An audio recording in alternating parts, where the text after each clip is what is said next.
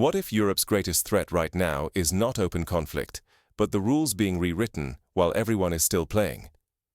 Imagine not a battlefield filled with tanks and smoke, but a boardroom where the rules of the game change mid-play, and the players barely notice until the stakes have already shifted. This is not the first time in history that the real struggle has been hidden from public view, a lesson as old as diplomacy itself. In a matter of days, the long-promised summit between Donald Trump and Vladimir Putin, once treated as inevitable, has spiraled into confusion. Headlines trumpeted a dramatic meeting between Sergei Lavrov and Marco Rubio, yet that encounter never even made it onto the calendar. The velvet ropes and red carpets in Budapest, prepped for a historic handshake, have been quietly bundled away. Far from panicking, both Washington and Moscow are deep in a standoff, each side waiting for the other to show weakness first. Consider the Yalta Conference of 1945.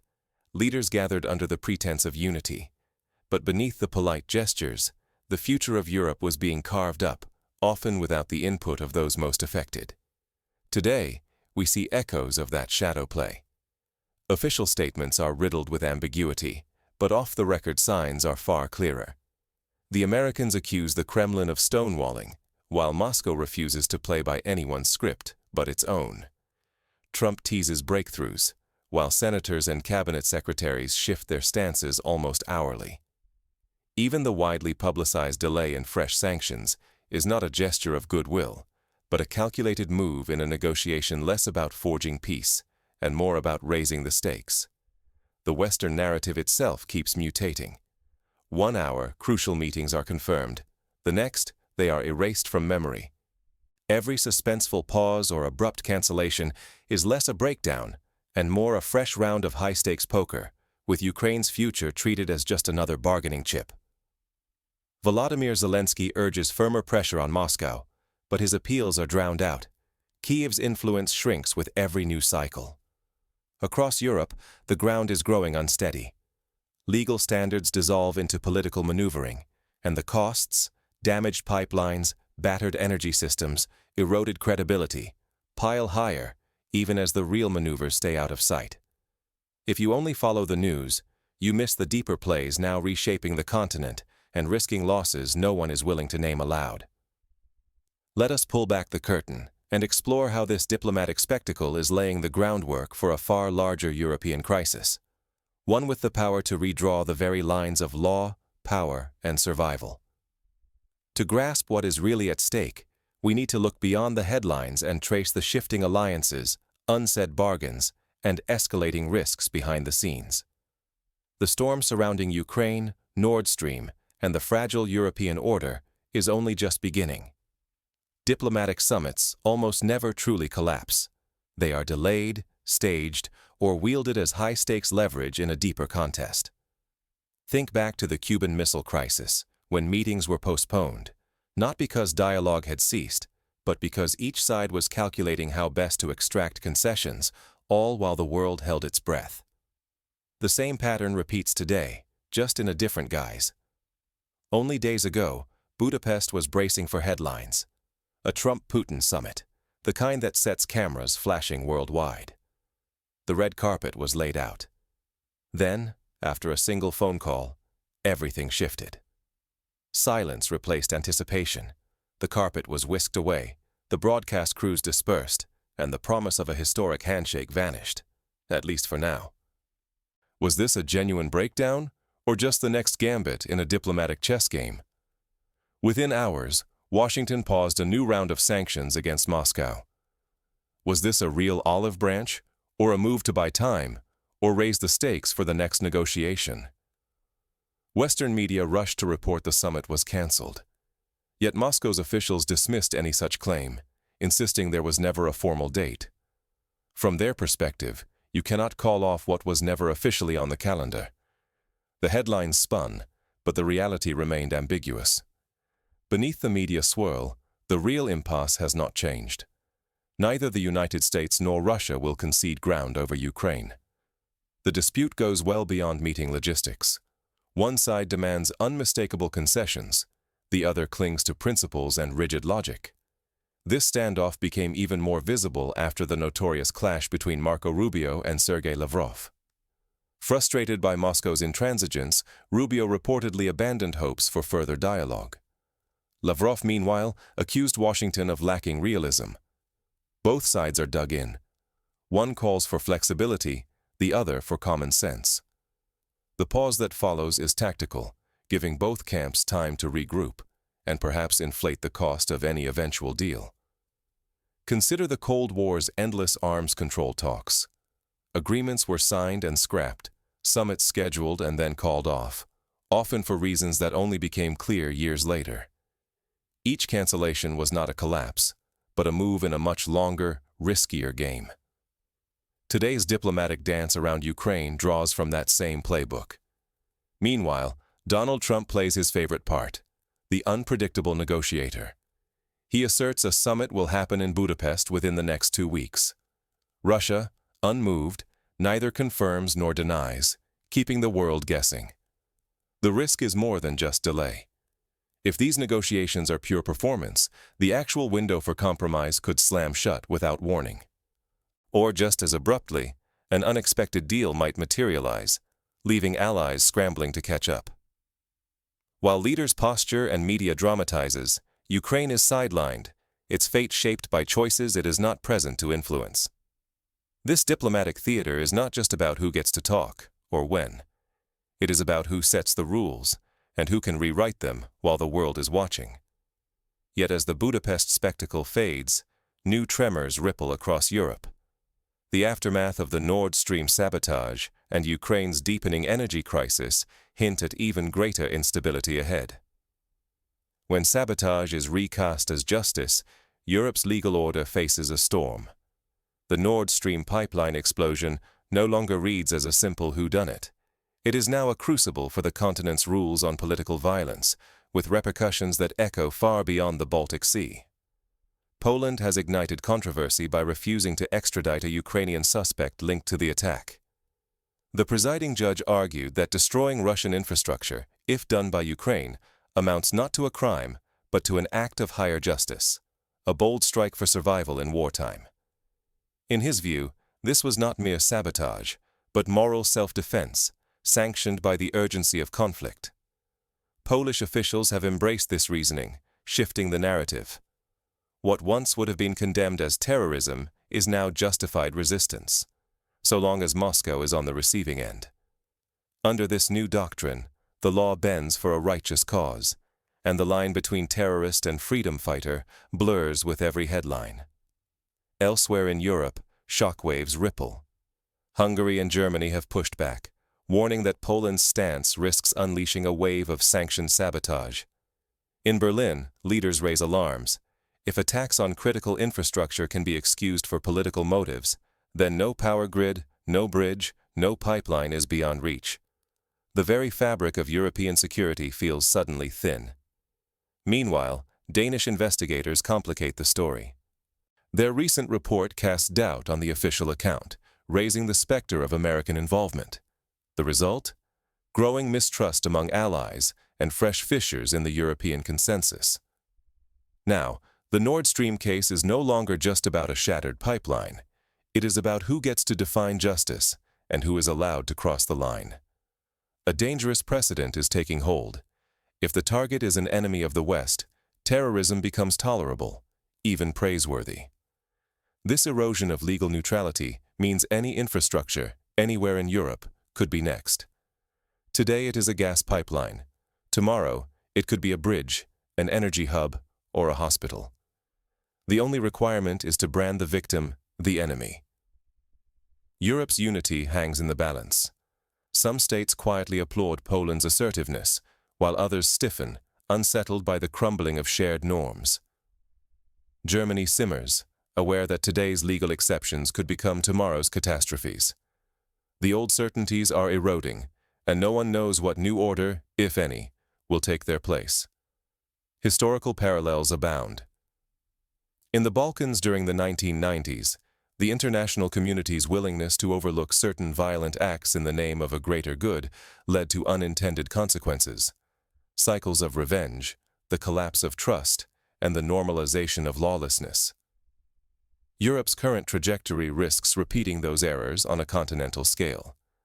As Europe's legal norms fracture, questions mount about who will bear the cost. The fallout from Nord Stream is only the beginning. Ukraine's own crisis is deepening, and the continent's foundations are far from secure. With the rules shattered, who shields the vulnerable and who pays the price?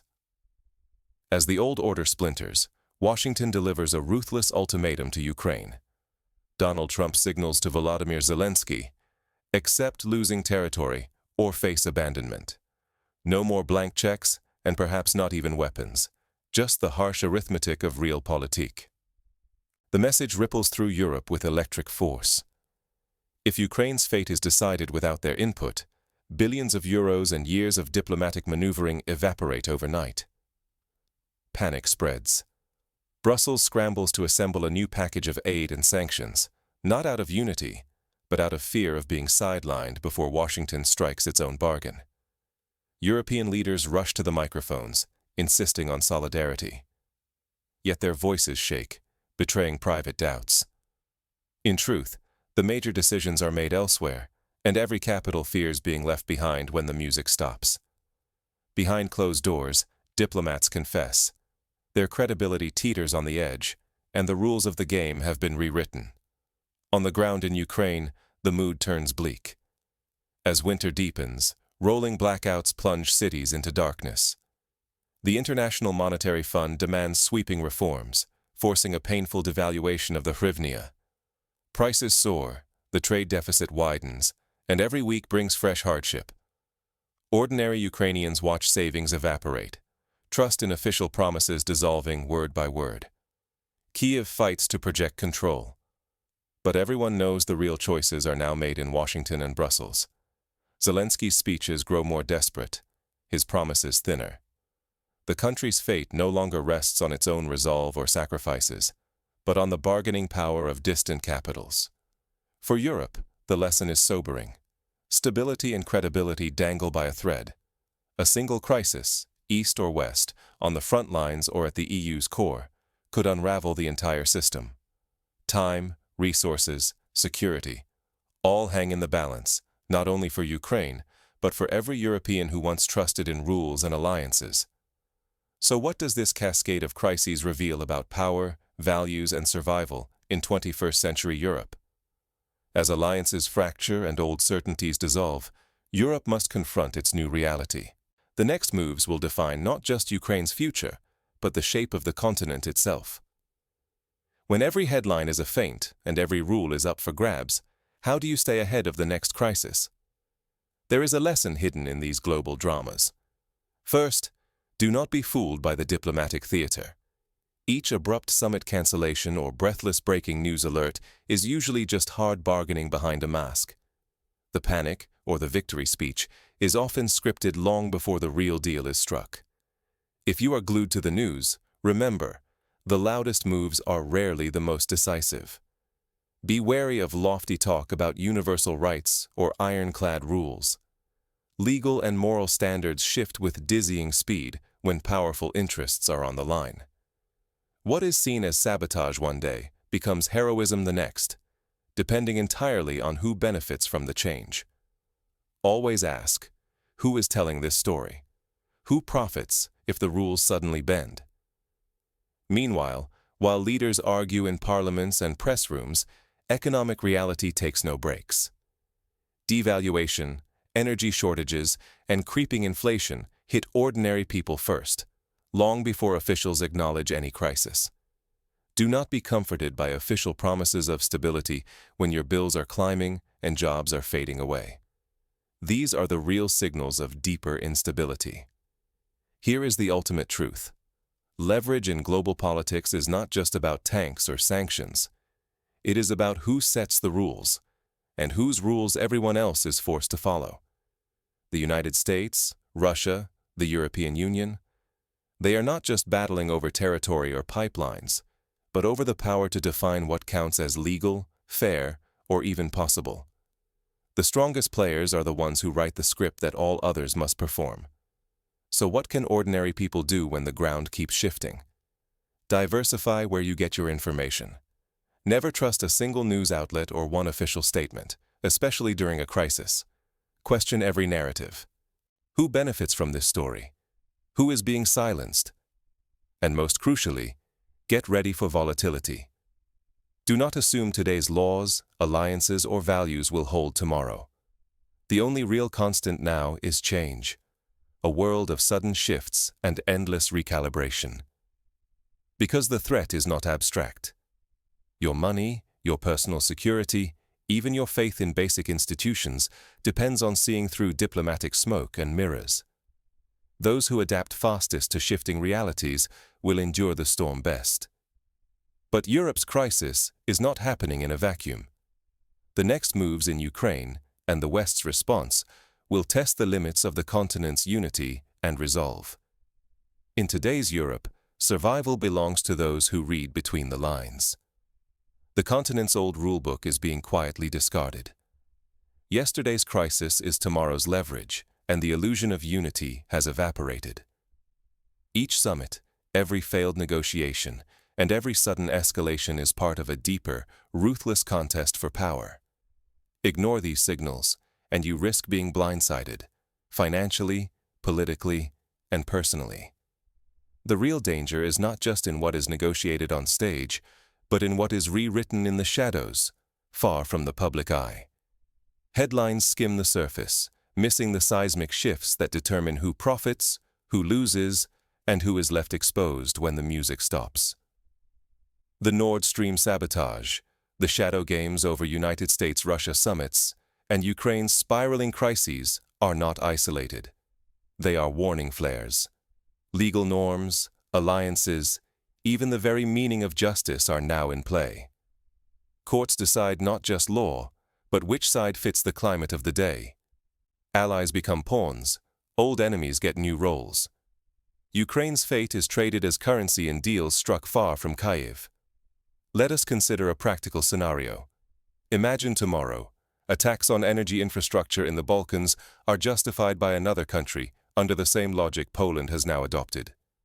Markets panic, insurance premiums skyrocket, and ordinary citizens in Romania, Bulgaria, and Serbia face weeks without heating or electricity.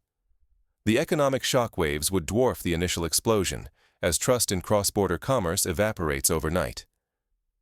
Consider another historical analogy. In the late 1920s, the rewriting of international financial rules during the collapse of the gold standard led to a decade of depression and instability. When rules are bent for expediency, the consequences rarely remain confined to the intended target. So, what are the practical steps for individuals and policymakers alike facing this world of shifting rules? First, for citizens, maintain a diversified portfolio, not just financially, but in sources of information and personal networks. If your job, savings, and access to resources depend on a single country or institution, you are vulnerable to sudden shifts. Learn from the citizens of Greece during their debt crisis. Those who relied entirely on domestic banks saw their savings frozen overnight, while those with offshore accounts or family abroad fared better. Second, for policymakers, invest in resilience, not just deterrence. That means building redundancies into energy supplies, communications, and food systems. Germany's previous over-reliance on Russian gas is a cautionary tale. When Nord Stream was sabotaged, the scramble for alternatives drove up costs and left entire industries at risk. Countries like Finland, which maintained diversified energy sources and robust civil defense systems, suffered less disruption. Third, reinforce the rule of law, even, and especially, when it is inconvenient. The temptation to bend legal standards to punish adversaries is strong, but as history shows, exceptions quickly become the new norm. After the September 11th attacks, the erosion of civil liberties in the name of security sparked decades of legal battles and mistrust, a lesson European leaders must heed as they navigate today's crises. Finally, foster genuine international dialogue, even when trust is low. The Helsinki Accords of 1975, forged at the height of Cold War suspicion, established baselines for cooperation that endured through decades of tension. Europe must find new forums, perhaps outside the traditional frameworks, to keep communication open and prevent the drift toward open conflict or total fragmentation. Because as the old order crumbles, the true struggle for Europe's future is only beginning. The continent stands at a crossroads, its rules in flux, its alliances under strain. The decisions made in back rooms and on midnight phone calls will shape not just the next news cycle, but the next generation. So stay vigilant. Question the narratives. Prepare for a world where old certainties no longer hold, and where those who see the real story beneath the surface will have the best chance of surviving and thriving. Because in the end, the greatest threat to Europe is not tanks on the border, but the silent rewriting of the rules by those bold enough or desperate enough to gamble with the future.